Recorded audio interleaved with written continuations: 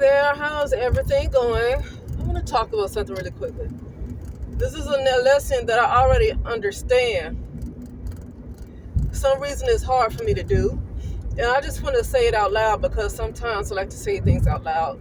Most of the things that I do say out loud is for me on these recordings. And I just like to say it as if I'm talking to other people. Because sometimes when you speak out loud, you get additional stuff that's going to come to your mind that you probably wouldn't have gotten had you just stayed silent and continued to think in your head. Like if you meditating and thinking, yeah, you'll get some answers like that. But sometimes when you talk out loud, the answers tend to come quick too, like that. And so sometimes I like to talk out loud, but some of these things I have the answer to. And this particular thing is you have to learn to be good to yourself. You know, a lot of times we hear about how people need to be kind to others.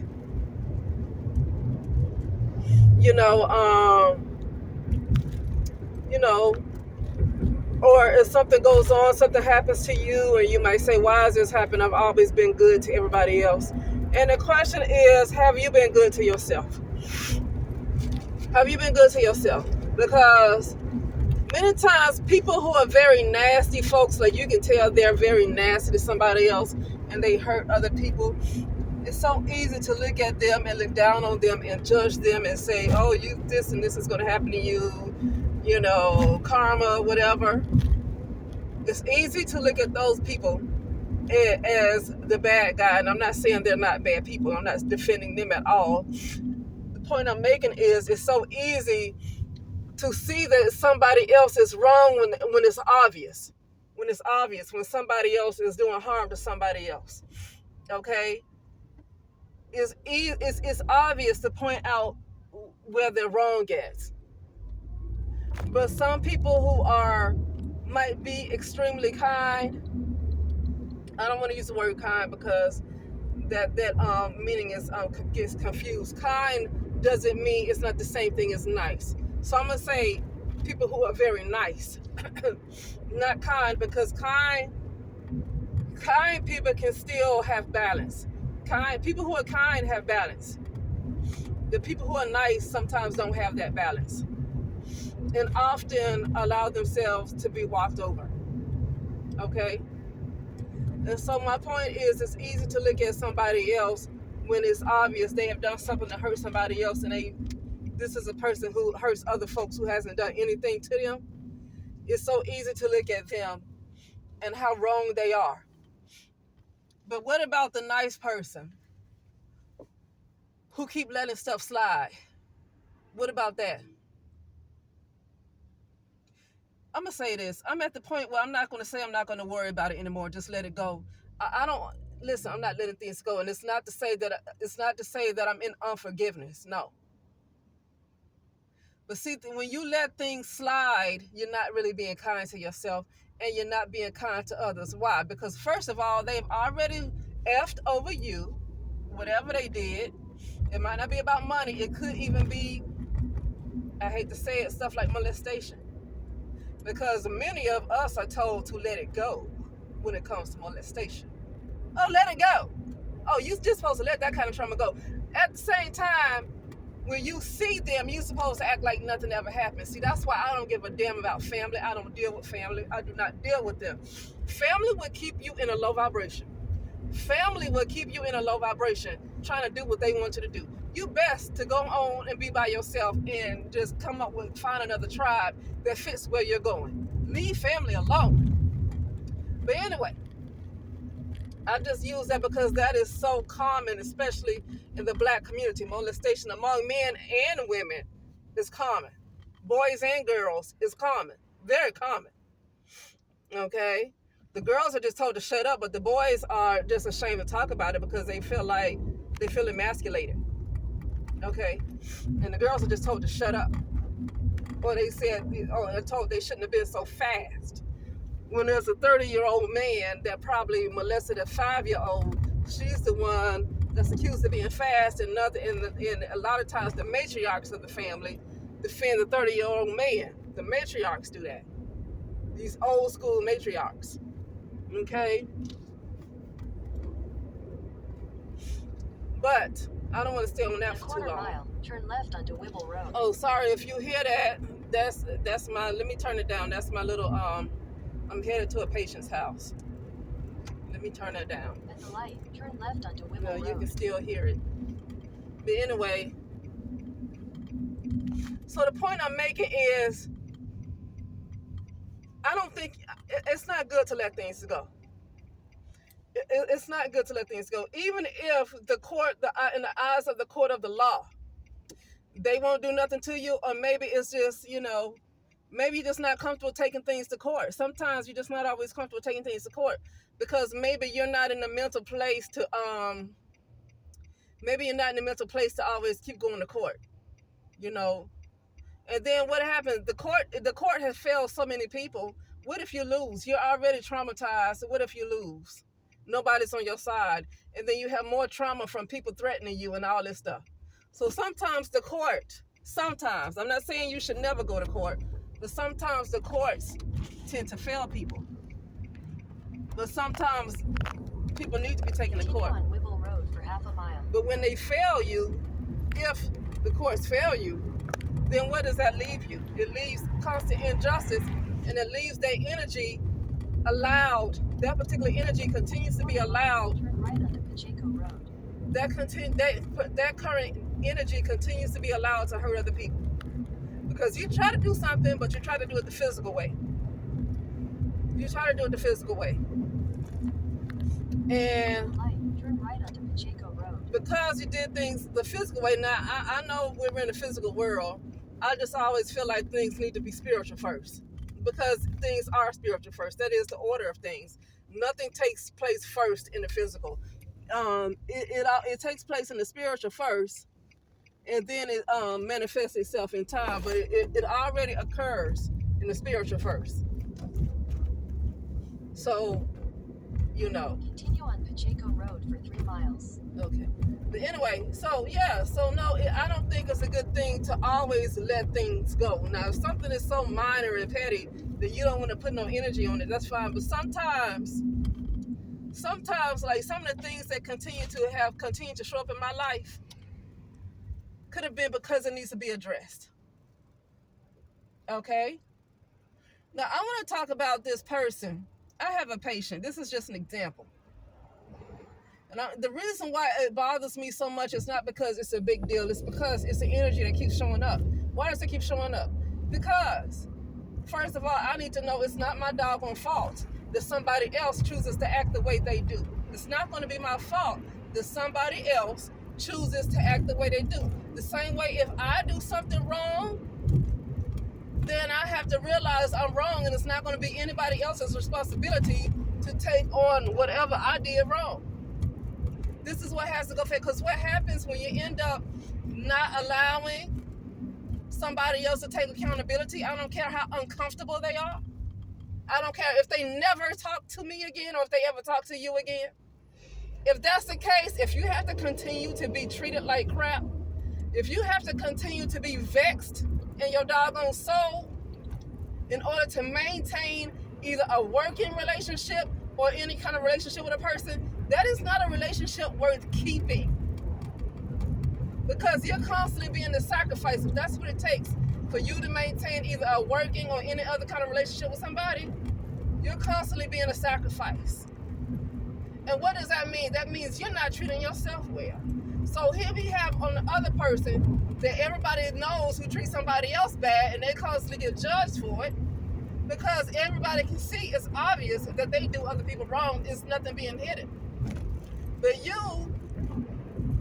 or me, I can say me or you or whoever's listening, that's constantly letting people get by with stuff they shouldn't get away with, then I'm just as wrong, or you're just as wrong as the people who are hurting other folks. Because you're not being kind to yourself. You know that you are not happy with being treated a certain way. And to be honest with you, it's not just you. The way that sometimes you get treated, nobody will like it. So here's an example. It's a patient that I was supposed to see last week. Okay. And that was the end of the week in 2025, March 2025, last week. And they wasn't there for their appointment. And when I tried to call later on that day to see if I can come a little later, they didn't answer. So I tried to call the next day to see if they were available for the next day.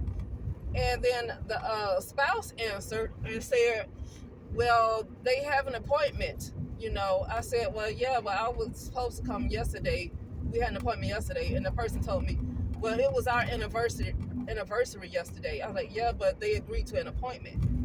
First thing that should come out your mouth is I'm sorry, because you made the appointment. You agreed to the appointment. But then you turn around and say, well, it was our anniversary. Yeah, but you agreed to an appointment. I don't know what's important to you that you have to cancel stuff. I'm sure if you had a doctor's appointment, you would have made it for that. I don't know. You agreed to an appointment. Okay? So the first thing that should have came out their mouth when they realized they agreed to an appointment and they missed it and they weren't even home when I showed up, the first thing that should have came out their mouth is I'm sorry. No, that didn't come out. They turned around like I did something wrong because it was their anniversary. And I shouldn't have showed up for an appointment that we both agreed on. Okay? So after that, and the reason why I kept trying to let it slide, because I never had any problems like that before with this person. Never. So sometimes when you have a good patient, like a client, a decent relationship with your client as far as a working professional relationship, sometimes you can tend to let things slide because nothing like that has ever happened before. And sometimes you want to let it slide. But after it's been a week now and I have not been able to make an appointment with this person. This person has always been busy. They were not busy. They were busy Thursday, the day after they missed their appointment. They weren't available Thursday. They weren't available Friday. I called Saturday. They weren't available Saturday. I think I tried to call Sunday. I can't remember. But they weren't available. And so what happened was the spouse reached out to the agency, the home health agency, and said, there's too many people calling to try to make appointments. And so from now on, they only want the agency to contact them for appointments and nobody else. And so I said, okay. So I let them know. I said I would not be calling this person anymore because they said they only want the agency to contact them for future appointments from now on. Because usually the therapists call the patient themselves and make appointments, Okay? And so I didn't hear back from them because they were supposed to be, somebody tried to reach out to them. I think it was on Monday. Somebody tried to reach out this past Monday, which would have been March 31st, 2025. Somebody reached out to them this past Monday to see if they would have been available Tuesday, which would have been April 1st, 2025. Continue on Cottonwood Road for 1 mile. And they said that from onwards, Wednesdays are going to be good days from now onwards. Only Wednesdays and onwards. Okay? So then the agency contacted them today to see if this patient was going to be available. And then the patient said that she would contact me to let me know when I can stop by. Okay, that's when I'm done, because now she's just disrespectful. And you know why? Because why don't she just come out and say,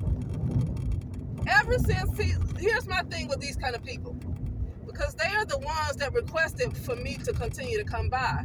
But what happened is when people do something wrong and they don't like to take accountability for what they've done wrong, turn right on East Plants Road. She knew that she missed this visit, and she knew that she was wrong for missing this visit. But what I've known about some people, instead of them taking accountability for what they have done, they turn it around on you like you have done something to offend them. That's what they do. They turn it around on you like you have done something to offend them. Turn right onto East Plants Road. Okay?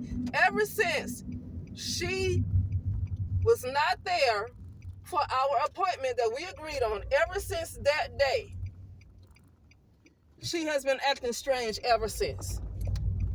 As if I did something wrong to her. Continue on East Plants Road. So I'm going to tell the agency. That I don't want this lady on my schedule. I don't want this lady on my schedule. Because I'm going to tell you something. This is why people who are able to, who have the right mind to start their own companies, let me tell you something. You never know when you're going to be ready. You just never know when you're going to be ready. What you have to do is learn how to be a responsible person. Because sometimes you never know when you're really going to be ready. Now, as far as, hey, you might have to have paperwork in order. Like, yeah, you have to have certain paperwork in order. Like, you have to have a permit, a license. Yeah, that type of stuff. Yeah, you have to have that in order. But as far as, like, your mind, sometimes you never know when you're going to be ready. You just have to get started. You just have to get in it. Turn left onto Mount Vernon Avenue. You just have to get in it. You never know when you're going to be ready. And so my thing is this. I'm at this point, I'm just ready to go on and have my own business while I see patients and build the insurance companies independently. This is where I'm at with that. Take the next Because left onto Mount Vernon Avenue, South Mount Vernon because Avenue. because that lady, that patient, I would have been done with her. I would have been done with her. I would not have gone back after she would have missed Wednesday and then gave me the runaround on Thursday and Friday. I would have been done. She would have had to continue. She would have had to reach out to me afterwards. She would have had to, if she wanted more therapy, she would have had to reach out to me, but I would have discharged her. But see, these agencies, they want to continue to, I guess they want to continue to make money. And so they want to do everything possible not to discharge somebody. That's not where I'm at. Where I am is it's dozens and more where she came from. It's lots of people that need therapy. There are so many other folks where she comes from. Like, she can just go and it's gonna be 5 other people that's gonna be able to take her place. Okay? So like, I don't like to ever be hurting that bad that I have to tolerate that level of disrespect from somebody. But see, had I been working for myself and not having to answer to anybody else, that lady would have been discharged. I would not have taken that disrespect. I would have cut the losses. I would have just lost the money because if 5 or 6 other people that can replace her immediately, that wants to have therapy. Okay? And really, she don't have a problem with therapy. She's acting funny because of something that she did wrong. Okay? She's the one that was not home when she said she was going to be home. And she knew that she did wrong, but she turned it around as if she don't want to see me anymore because she's uncomfortable with what she did. And I don't like that kind of energy. I don't want to see her anymore. And when you are a home health therapist, you have a right to say you don't want to see a patient. And I'm going to tell them I don't want to see this lady anymore. I don't want to be bothered with her. I don't care if she say, okay, I want her to come back. No, you need to say you're sorry. You need to apologize. Because first of all, if I don't show up to your house and you're not there, I should get paid for that visit. I don't get paid when I go to somebody's house and they're not there. I don't get paid for that. Like literally, I can call somebody the day before I go to their house. I mean, I let them know the night, we schedule a night prior. And then I can call the day of the appointment to make sure you're home. And sometimes folks still ain't there. See, that's when the insurance companies should go in and pay us for the visits. Because I'm not going to want to see you after that. And then you act like you don't know what you did. Unless a person has severe dementia, that's when the caregiver has to be responsible. But other than that, when you're cognitively sound, you should take responsibility. Okay, and if you can't even be apologetic for your wrongdoing, because I won't get paid for that going to somebody's house for no reason. I won't get paid for that. I just don't want to see this lady no more. And see, I've decided that I don't care how the agency feel about me. Sometimes you just have to be willing for other people to be upset with you. You just have to be willing to take that. You just got to be willing to just not be liked. I keep forgetting this lady's name, but she was the one that talked about feminism, the African lady. Does that song Beyonce, "Who Rules the World," girls, and then during her concerts, and then she shows this lady talk about feminism, and she's an African lady. Only reason I'm not bringing up feminism, though, I'm bringing this lady up because she did some speech about don't be likable. You don't have to be likable. That's why I'm not bringing up feminism. I'm saying this same lady had a speech talking about you don't have to be likable.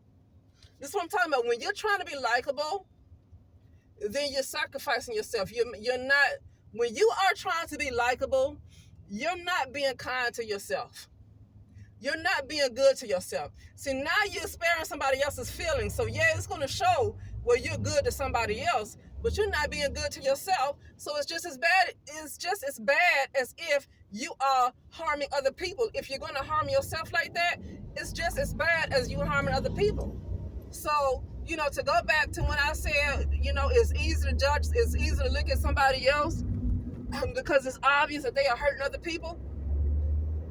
Like if you see a man beating on somebody, on a woman, or if you see somebody harming a child, or just you know somebody doing somebody harm, like it's clear that there's just common sense that you see somebody else is harming somebody. It's so easy to look at them and see that they are doing harm. But the person who wants to be likable, who wants to always appease somebody, it's hard to see that they are just as bad, if not worse. I'm going to say a person like that is worse. I'm going to say a person like that is worse than probably a serial killer. I know that's extreme.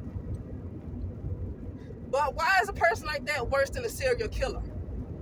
Because when you're likable, you allow crime to, first of all, you allow yourself to be killed over and over and over again.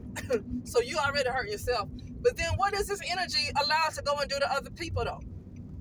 This energy, after they continue to kill you and you don't want to do anything about it. Now, I see if you're in a weak place.